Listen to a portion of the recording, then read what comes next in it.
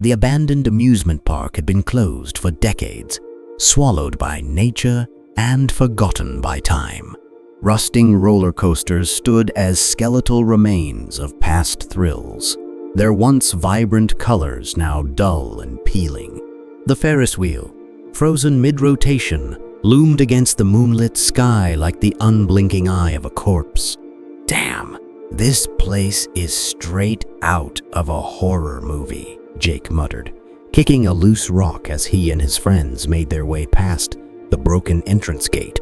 Exactly why we're here, Riley grinned, adjusting the GoPro strapped to his chest. Urban explorers dream of places like this, untouched, eerie, and if we're lucky, maybe even haunted. Yeah, because ghosts are so real, Alyssa said, rolling her eyes. No, but urban legends are, Nate replied, scanning the ruins with a flashlight.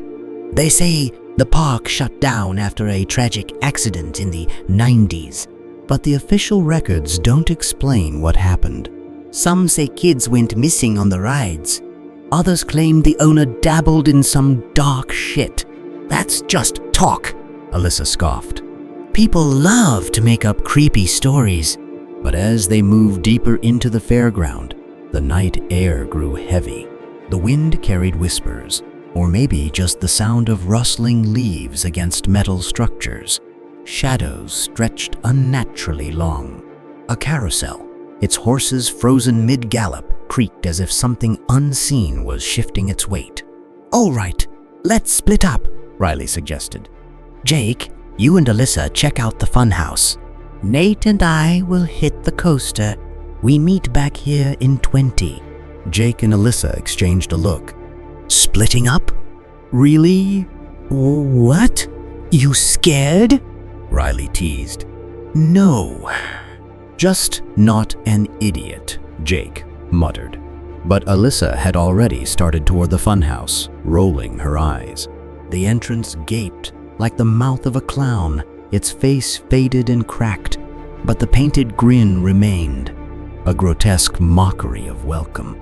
Alyssa stepped inside first, her phone flashlight cutting through the darkness. Inside, the air smelled stale like mildew and dust. Funhouse mirrors lined the walls, distorting their reflections into twisted, elongated figures. This place is creepy as hell, Jake whispered. Alyssa turned and jumped, startled by their reflections. Jesus, Jake, look at this. The mirror showed them standing side by side, but something was wrong.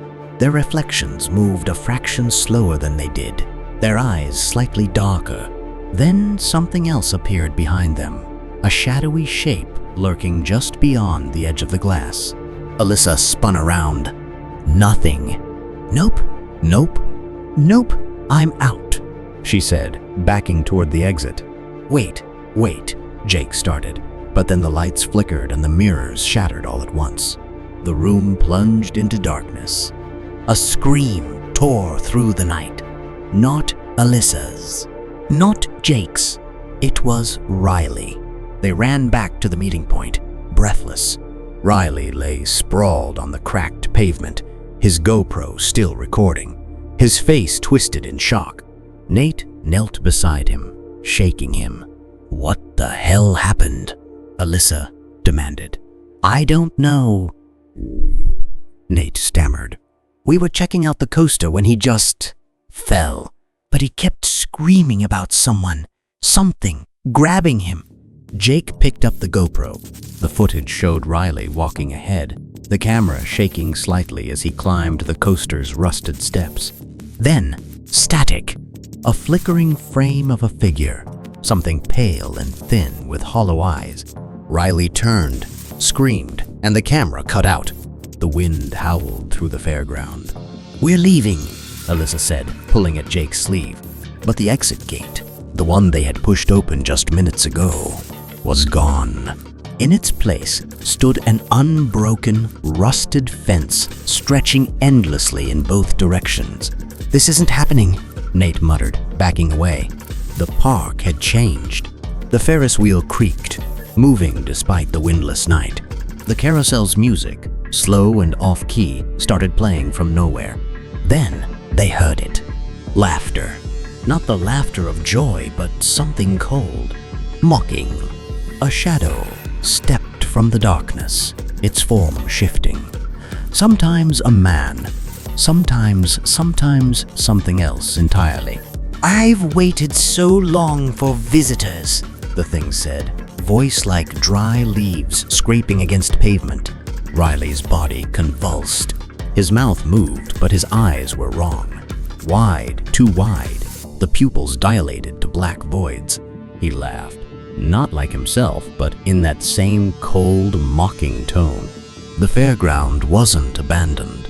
It was hungry. And it had just found new attractions.